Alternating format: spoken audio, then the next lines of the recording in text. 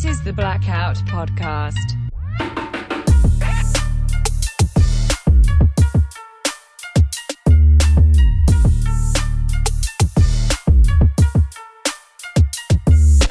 Hi, Trevor. Thanks for coming onto the podcast today. Thanks for having me. I definitely had to have you because I remember through AFCOOP, the language of Nova Scotia films happened, and I always wanted to get on one of those sets. Especially, I think you were shot at, where did you shoot? At Antigonish?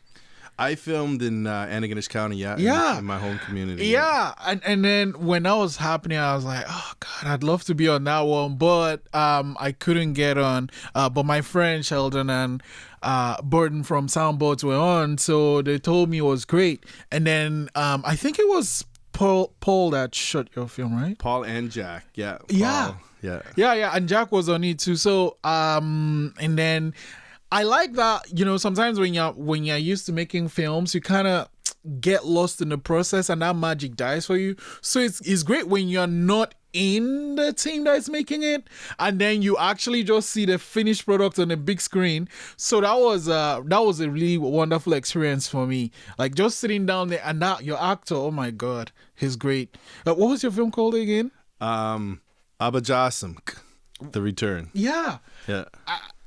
And, after that, there was the whole talk and you were telling people about how the idea for the film came. Do you want to retell that story? Well, the film, like I said, it's called The Return. And I guess the idea came from, like, where I work. I'm a curatorial assistant at the Mi'kmaq Way to Burke Cultural Center. And I have the opportunity to work with some great people that have knowledge on Mi'kmaq stories and legends.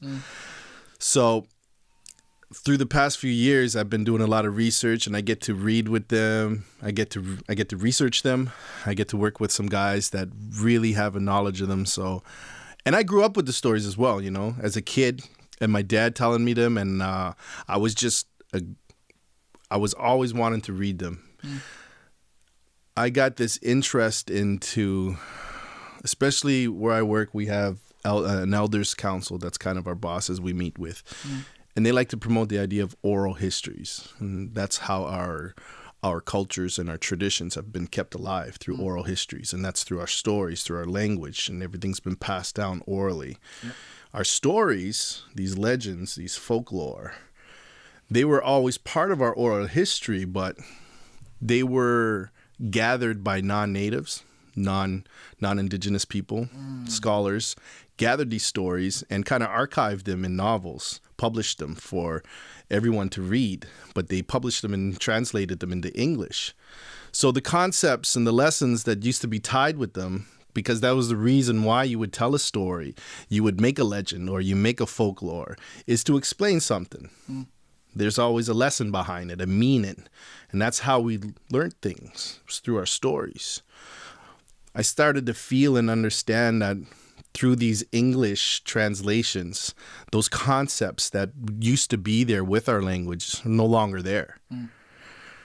So I started to get this idea that I wanted to take in a character from our legends, bring it into a contemporary setting and in a contemporary way of storytelling, to be able to get those focuses on those oral histories in a different way, having not just youth, but people in today's society, especially Mi'kmaq, that are trying to learn the language and trying to learn Mi'kmaq traditions. Maybe through this short story that I have this idea of, they can see that old way of storytelling in a new way.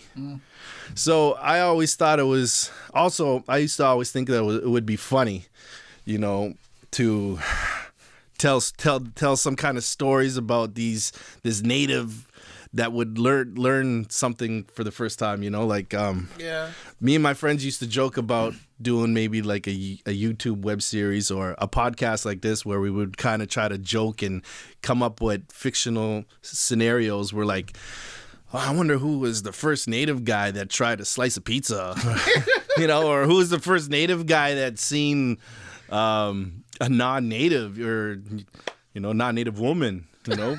First native to experience something, you know, because that kind of stuff never get, you know, there's all kinds of history for the first white guy that was on the moon, or, you know, first white guy that traveled across the sea, but we don't have like kind of written down history of the first native guy that tried a can of Pepsi. So me and my friends used to joke about when we were younger about coming up with stories to make fun of that kind of stuff. Yeah. So I stuck to that idea for a long time. And before AFCOOP came up with the submission, I was already thinking of a story to bring Glooscap's kind of sidekick into the light. I really wanted to tell a Glooscap story, but not about Glooscap. Yeah. And Martin, the main character in my film, Abistanoedge, Martin, he's always a secondary character. Okay. And he's a character that never got fully evolved or he never gets highlighted in much stories. So I kind of wanted to tell a story about him, but also...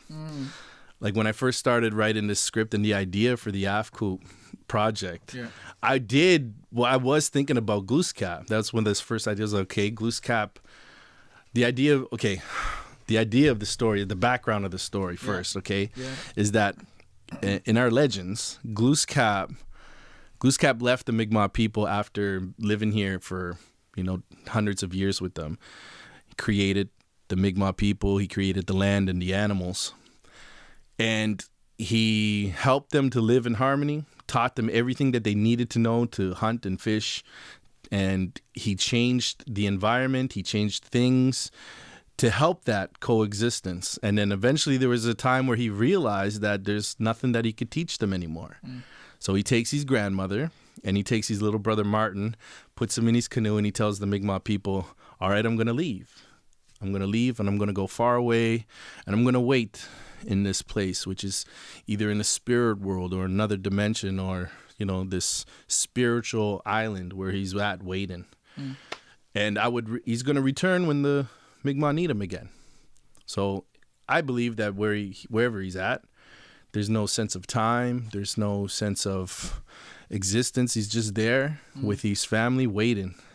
So he's kind of curious. He wants to know. So this is where my story starts. Glooscap wants to know how the Mi'kmaq are doing, if he needs to return to teach them things, because he has no idea how long he's been gone. He has no idea how the Mi'kmaq are living. So he sends Martin back. Initially, I wanted to do a story with Glooscap because I thought that would be hilarious. Yeah. But I started figuring that I'm not going to be able to find a godlike figure, you know? Everyone's got this picture of Glooscap because of the statue that's out in Truro, this big, tall statue, right? And he's got this godlike figure.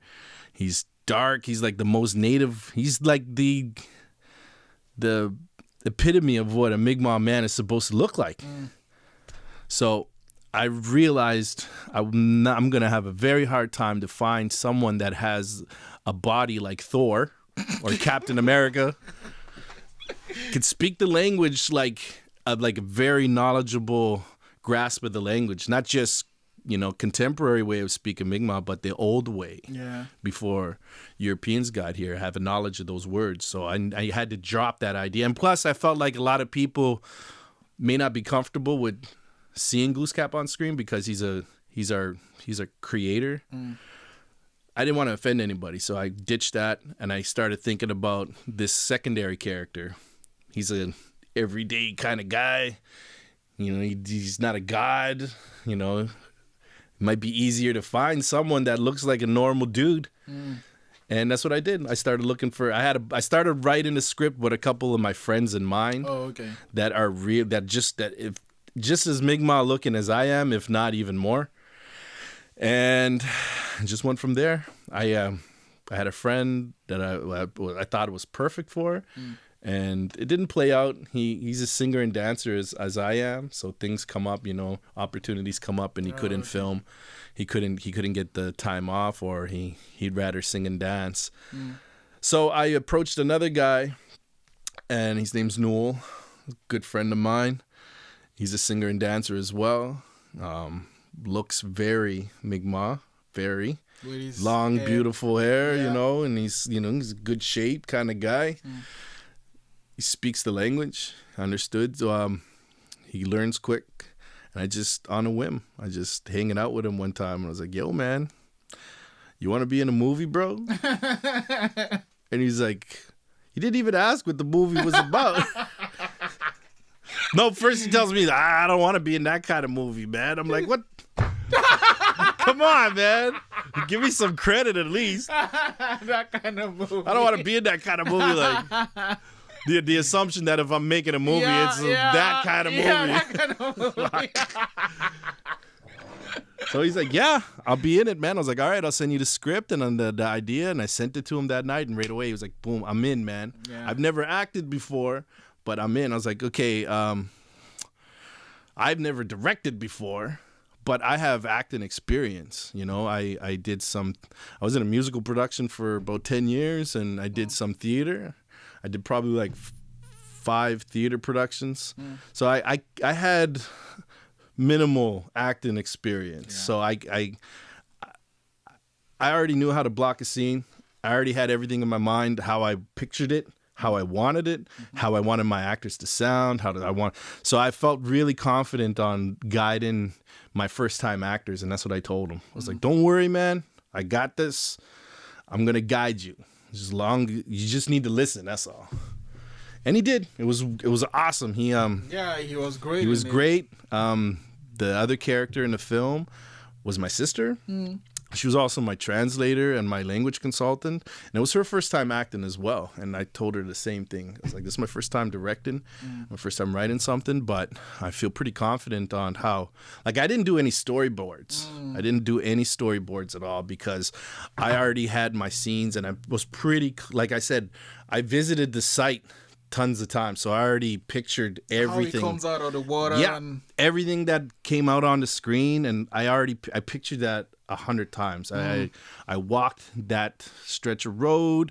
I mean, filming it and being there for the first time with everybody, you know, the sound and the cameras.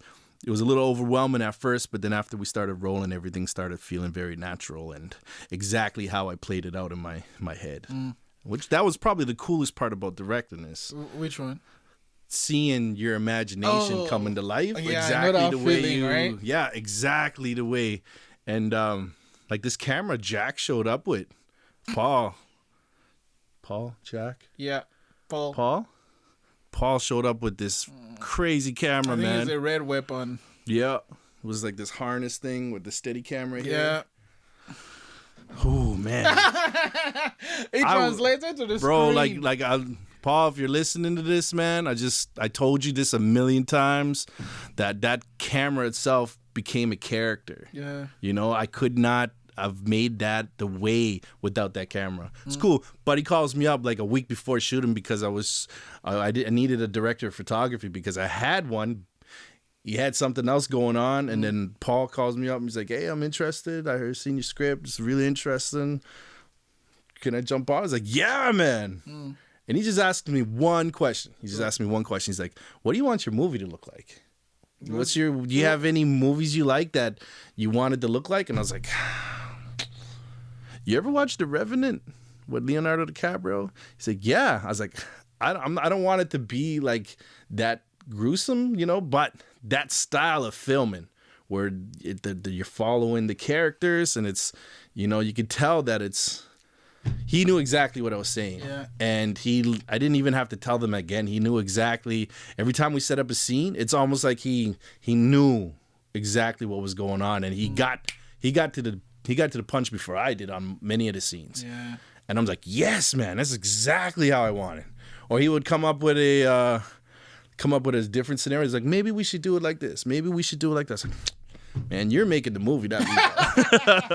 I was actually on a set where Paul was shooting, and his style is, he makes you, you know, as a DP, he makes you feel like you're a pro, and the way he explains things to you is like, it makes it super simple, so you don't have to listen to all the like the jargons of camera talk. Is like, oh, this is how it's gonna look, and this is how we're gonna shoot this. So it was great watching him work. It was on. It was actually on the film 5 I saw him working on. Yeah. Like, I have to agree, man. Like, he made me feel like I was doing this forever, you know? And he approached my ideas very openly, very positively, and it was just working with a guy like him and just how smooth and patient, patient he was very common, because like it got a little overwhelming being my first time doing it. But the team, like these dudes right here, man, these guys right here, you guys can't see them, but these guys, sound buds, man, they made it easy too. These guys were dope. You guys are dope, man. You guys are dope. I love you guys, man. So I mean, so you cast the guy for Martin, Noel was his name? Noel Julian, yeah. So you cast him for Martin, yeah. And then how the costume? Did you have the costume in mind? No, already? man, that's a great story, man. Check this out. Yeah. So, where I work at a cultural center, and it's part of a confederacy which works for all communities. And I'm sitting with my coworker, and I'm kind of freaking out about costume design, right? And budget, and like, how am I gonna get this? I'm gonna have to make the costume myself. I started like, okay, I make regalia, I do leather work, and I do all that stuff. I'm really good with my hands, so I was like, I'm gonna have to make this costume myself. And I was getting kind of frustrated with it, and my coworker was like, you know what? Something just came to me. There's a lady that used to work here. And she's an artist, and she used to work for a production company that came here to Nova Scotia a few years ago. So when they were filming Squanto, A Warrior's Tale here, this production company, I guess, purchased the outfits and the costumes that were designed for movies like Dances with Wolves, Black Robe, and it was part of Disney. Disney made Squanto, so whatever company was here that was doing the work for Disney, I guess, purchased those costumes, and there's like thousands of outfits that were made, and they weren't even made in North America. I find out later that all these stuff was made somewhere overseas. Oh, wow. So these outfits that were made for those movies end up in Nova Scotia on set for Squanto, and a few years later they used the same costumes for Scarlet Letter and I think maybe Pit Pony. I'm not sure. So I guess this company that owned these were holding them in a warehouse that this lady was a Mi'kmaq lady that they were gonna just get rid of them. So look, I'll buy them off you guys since you're just gonna throw them away. Yeah. So she bought them at a really cheap price, and for a few years she was renting them out to other production companies across the country and making a little buck off of it. Yeah. For the longest time, no one was renting them from him. So I was freaking out. I didn't know what to do, and my coworker's like, you should call this lady up. She's a great artist. She does like painting, and she paints wood. Really, really authentic Mi'kmaq painting. Yeah. That's what she does now. So she just was down the road. So I work in Truro, and she lives in Stewiacke, which is like 10 minutes away. Yeah.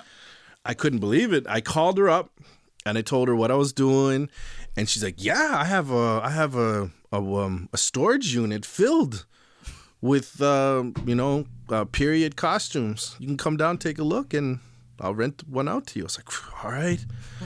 So I gave her the sizes and dimensions of what I needed, and we went to take a look, and man, she had some amazing stuff. Yeah. Amazing stuff. I think I have a picture of trying them on Instagram. A little bit down, like way down.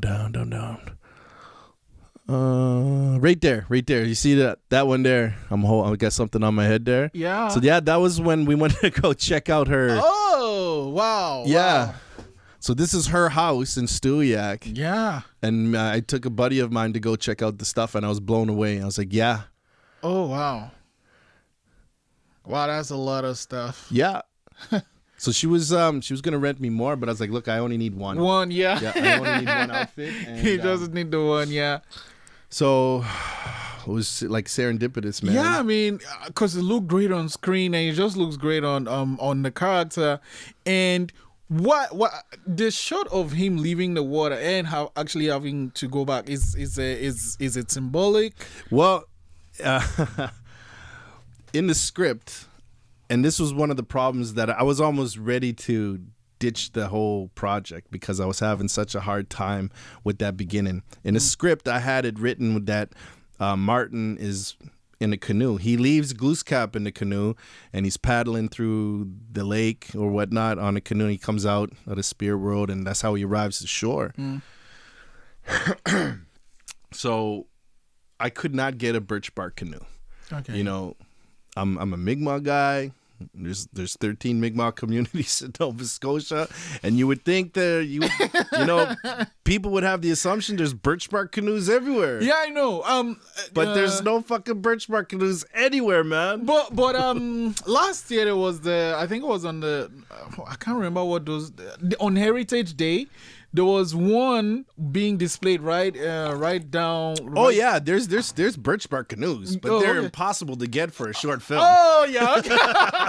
okay. Fucking impossible to get for a short film. I called everywhere. Yeah. I even know the guy that makes that's like one of the most renowned birch bark canoe makers in the eastern part of North America and lives right down in the valley. I called him. He works for Kijamakujic, him and his daughter. And I know, and that's where I was gonna film because that's where I knew there was canoes and there was even wigwams there. Okay. I was like, but getting everyone from Halifax, the majority of the cast and crew are from here. And then getting everyone down to Kijamakujic, I was like, so I dropped that idea. I mean, even getting them to Aniganish is a whole mission. Yeah. I couldn't get the canoe. I couldn't get any canoes. Yeah. I couldn't even get them interested into the film, which is not to say that they're, you know, they're great people and they're busy. That's it. They're really, really busy. Yeah. And, you know, a short film, like it turned out cool now, but this was like in the pre-production kind of stages, right? So I had a hard time. Do you also feel that because it was your first film, people have that reservation to work with you? A little bit. I'm a kind of well-known guy, you know, because of the other stuff that I do. And a lot of people know me. And when I know that I take the things that I'm passionate about very seriously. So I'm not saying that I'm like like a very well-known Mi'kmaq guy, but I'm like, a lot of people know me. I'm a very familiar face. I do a lot of public things. I MC. I direct a lot of gatherings. So I've been doing that for 20 years. And I've been doing powwows around this area for a lot. So a lot of the Mi'kmaq communities know who I am. So when it comes to this kind of stuff, and especially the work that I do now. Yeah. And I used to be leadership in my community as well. So I'm kind of a very... And the Mi'kmaq term is naleg, which means you're just kind of nosy guy. You're everywhere. Get your nose into everything. That's me, you know. I'm everywhere, and I want to be seen. And the drum show kind of put me up there a little bit, you know. I was in drum for 10 years, and that kind of put me up on this radar of everyone knowing who I was. And then I got more into directing and MCing and being a public person. And so when it comes to this kind of stuff, I got a lot of attention because I got a good social media following, and a lot of people shared, like the people I know shared with their people, and it just, you know, I have a great network of people that do almost the similar things of me. So I feel like people take me seriously. Sometimes I'm because I'm a very public guy and I MC, I joke a lot and I mess around with a lot of people and shit like that. But people that know me, I think, take me seriously. They know that when I put my mind to something and I get very passionate about it, I'm going to see it to the end. I mean, and the film was great. It was great. It was just... And your sister, I know you... I just remembered when you mentioned that she was the lead in the film. I think she actually... She hasn't acted before, you said, but you could feel her passion for that character she played. It's like it's almost like she was talking to actual Martin and how she would interact with the person. That's kind of cool that you see that you recognize that, because that's the exact direction that I told her. You know, I was like, because she practiced a lot on, you know, speaking, and then when we would practice, I would try to get her out of you know, don't speak as if you're reading. You know, believe in what you're saying and believe in the words, and speak to him as if, you know, you're really speaking about these things that are in the script, about what we're writing, you know. Act as if you're having a real conversation with him. Forget the cameras and forget the lights and everyone that's watching you. Have a real conversation with him, and that's what I want. I want a real conversation about these things, because they're serious things that we're talking about. And that there also was a struggle. Martin has to learn so many things, you know, so many things in a short amount of time. And I wish I had a longer stretch. And I remember you were talking about it, that your first script was like how many pages? Yeah. So when I first submitted the idea to AFCOOP, I had no idea what a short film was or how long it was supposed to be. So I wrote this script that had so many things in it, this big idea, and I thought it was going to be like 60-minute long film, 45-minute long film. So I got an email back saying that they really like the idea, but if I want to be considered for this project, I have to bring it down to fit 5 to 7 minutes. It's like, whoa. Okay, I could do that. And it was hard. Yeah, I can imagine. Especially like that project, the Languages of Nova Scotia project. A lot of, like, the majority of us that wrote scripts, we wrote them in English first. So when you write the script in English and then you translate it into the next language, you're not too sure if it's going to be longer or shorter, you know, because especially with the Mi'kmaq, there were some parts where we were able to shorten the script, and there were some parts where we had to make the dialogue a little longer to explain what we're, because you can't really translate fully English to Mi'kmaq. Okay. I don't know how it was for the other films, but it was, what was the good thing about that was that my actor Newell, like, he didn't have a hard time with learning it. It was remembering the stuff. So my sister was able to take big blurbs that we had, and she's like, we don't have to say all that.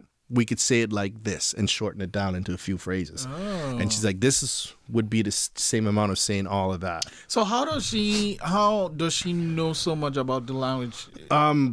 We're from we have different mothers. She grew up in Cape Breton, and I grew up in the mainland. And the community I'm from, there's not many speakers. Even though our father was a great linguist, he knew the language. The community she grew up in and her mother are all fluent. You know, the community's fluent, and the language is there a lot more than it is in my community. So I didn't grow up learning it as well as she did, and she went to school for it. She's a teacher, so she lives in the language every single day. Yeah. That's her job.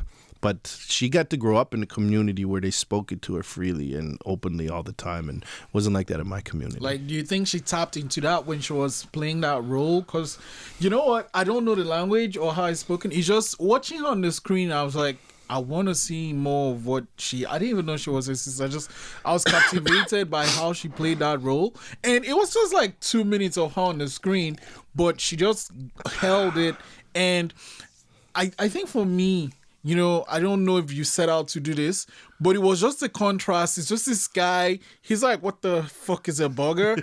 And then this lady just says the deepest things for like 2 minutes, and it's just, oh shit, okay, yeah, you know, there's like that a little bit of uncomfortable truth that is there. That was all intentional. Okay. I wanted this roller coaster of emotions when watching it. Even like when we were getting training for it, everyone else had this idea of what their film was. Like, is it a drama? Is it a comedy? And like, what is your movie? It's like, I don't know. I want the person who's ever watching to figure it out. I just want them, if they're feeling many things while watching it, then that's what I want. I want them to ask questions and feel things. I don't want to label it as a comedy or, you know, a drama or a dramedy, or, you know, I don't want to label it as that because our stories are old stories. Yeah. They weren't labeled anything. They're just stories, with meanings and lessons, and that's exactly what I was going for.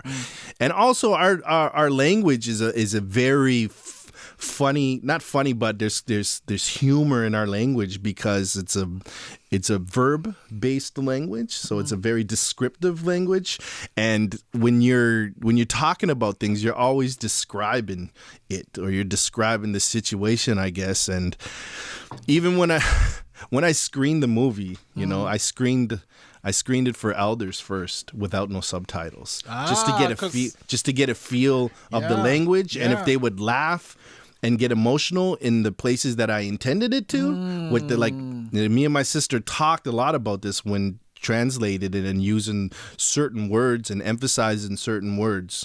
We thought really hard about that and especially when it came to filming, we're going to emphasize this more than this. And it was successful. And that's why I knew it was going to be great, because these elders would laugh. They would laugh, and some even got emotional, almost cried. Yeah, I mean, that speech, coming from, I'm foreign. So coming then and trying to learn as much as I can about Canada, it's just, Canada is lovely. But then there's this other part, especially of the history, that we don't really want to talk about. Yeah. Or we just push it to the side. So in 1 minute or 2 minutes, this lady just lays it out. I mean, it's your script, right? Yeah. So basically, you laid it out. And I just hope that the people that see the film, they sit back and think about some of these things. Because it's like you just come here and kind of mess things up and just expect things to just kind of be a certain way. Yeah. Well, when I was talking about the understanding of how the elders reacted, when people don't understand the language and they're watching it, they're experiencing it through the subtitles, and they're getting the emotions from the subtitles and not the language.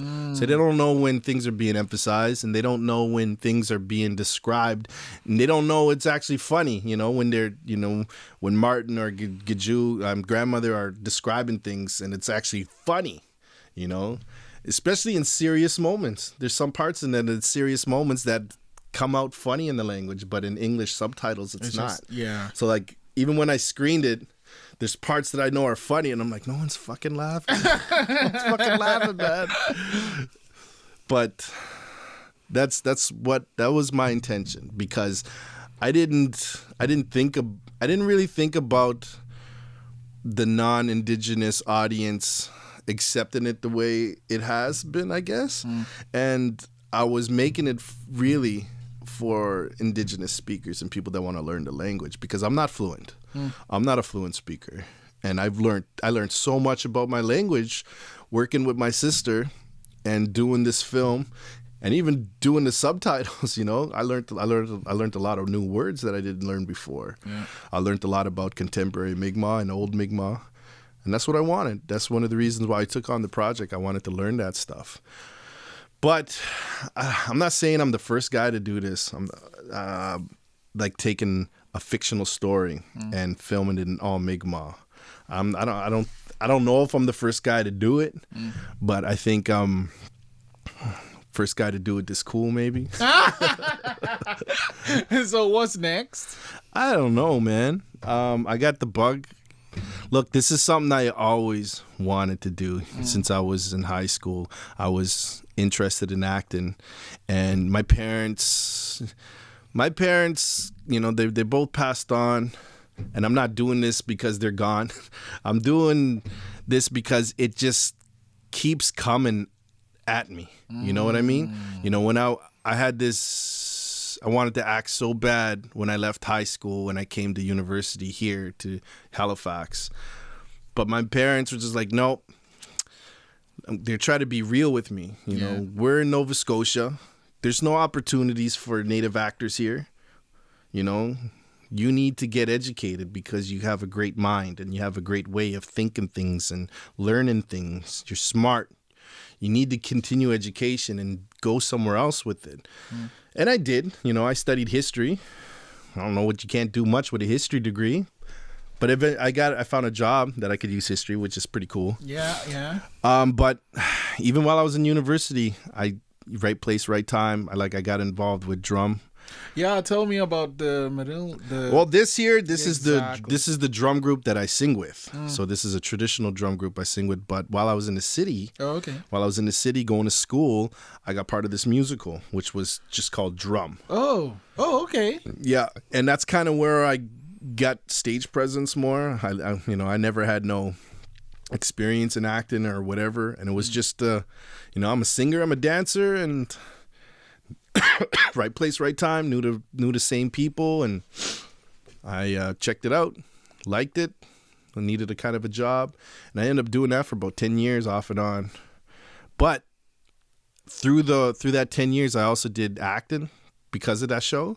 Yeah. So the producer of the show threw me a couple bones. Okay. Like, hey man, these guys are looking for a native actor. Surprise. And I remember even when I auditioned for it, they didn't take me right away, but then I ended up getting it, and it was a play called Vimy, and it was with the Eastern Front theater production. Cool. And I even remember telling my mom about it. I was like, look, I didn't go to acting school. I didn't get any acting classes. I didn't do any of that. Yeah. And look at that, I'm in a real theater production getting paid. Getting paid. What do you think about that? And she's like, well, you're going to do what you want. And I loved it. I love theater, man. I love doing theater. I did Vimy here, and then right from there I went and did a couple plays with Theater Anna Ganesh. I did One Flew Over the Cuckoo's Nest, which was fucking dope. I auditioned and I got to play Chief. Oh wow! And that was great play, man. Great, like compared to the movie. And I'm like, Chief is like one of the main characters in the play, in the story, and it was amazing to have that opportunity. And I did a couple more after that. And just like how this film came about, before I even heard of AFCOOP and before the submission, I'm already thinking about writing a story about Martin, about the return. The seed is already there. I just never had the push. And then we get the submission. I seen it and I said, fuck it.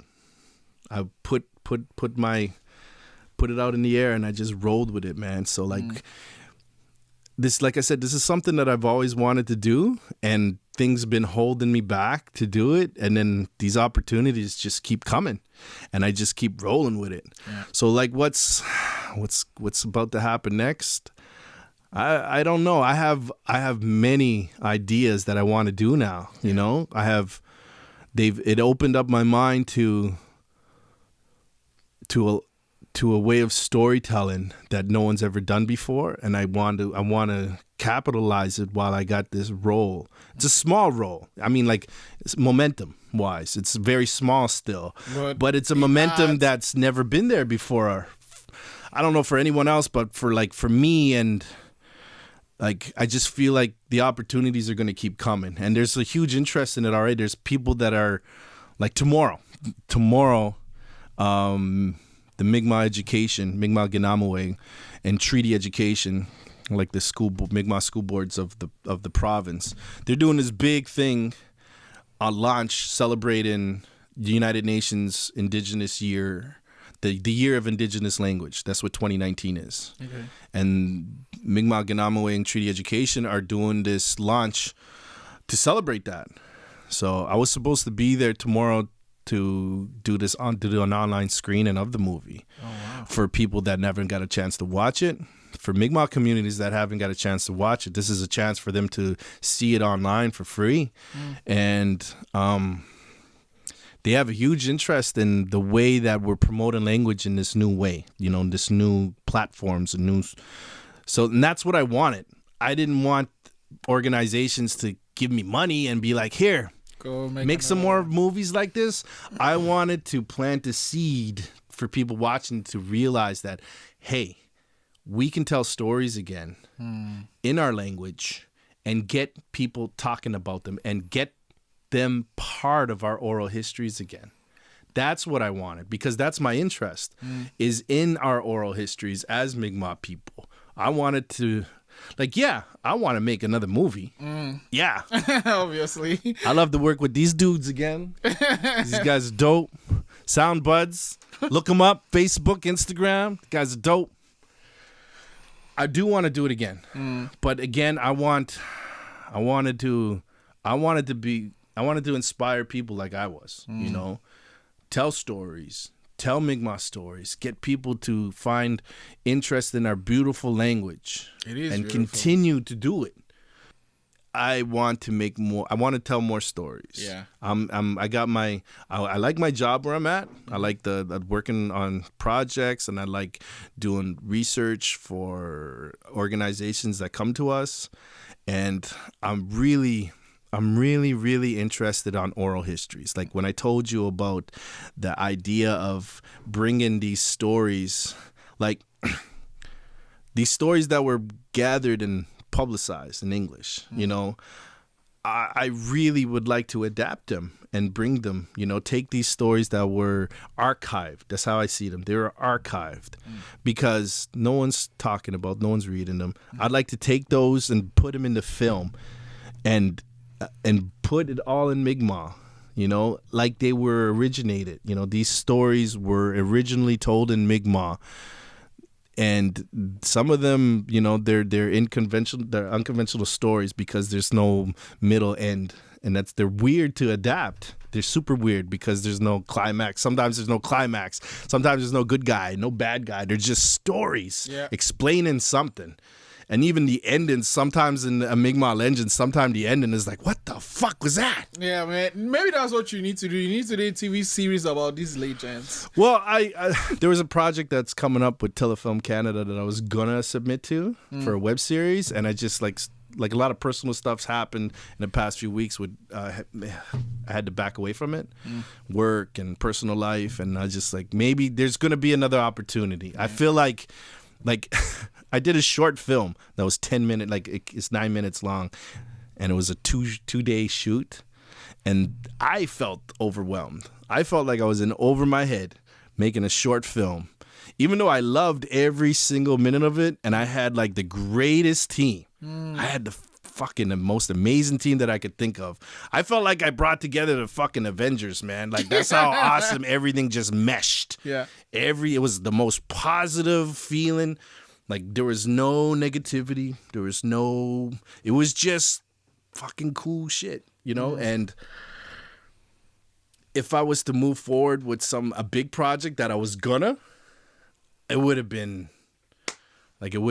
too much, man. And I may not have liked it. So I felt like maybe if I'm going to continue this way, if I'm going to continue making movies or short films, or if I'm going to continue to tell stories, I'm going to do it gradually, slowly, make another short film and another short film until I get enough interest and enough trust into tell bigger stories.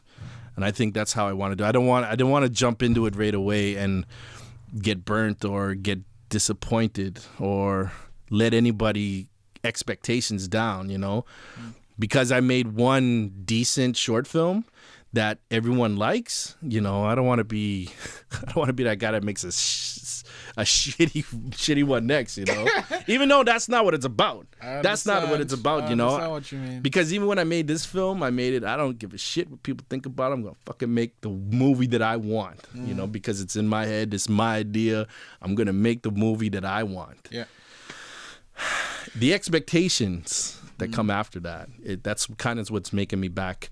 You know, I'm gonna take this slow. Do the film festival circuit and try to gain some, you know. And if I don't, I don't. And if I do, I do. Okay. But I've submitted to probably about 12 festivals already. I don't know what the other films are doing from Languages of Nova Scotia. The other 4 films, I have no idea because we're all kind of like,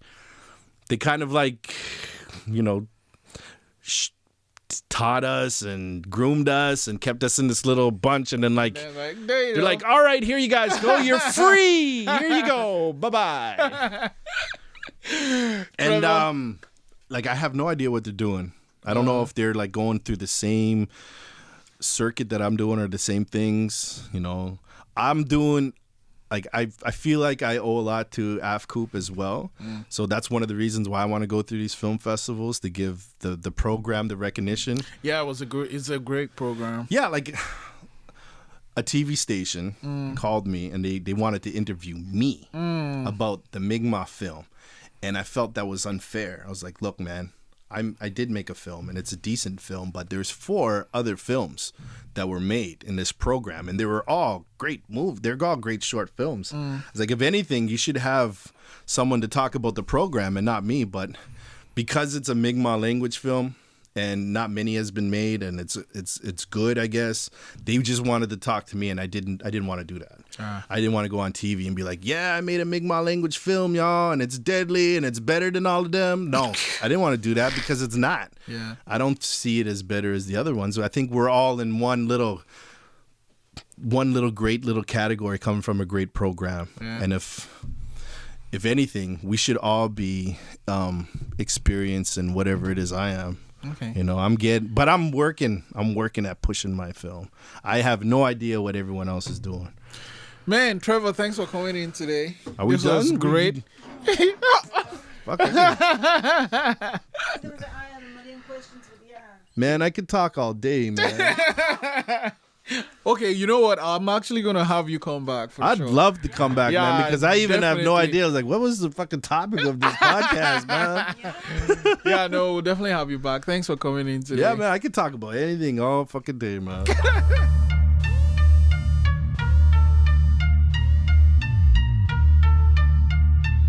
This is the Blackout Podcast.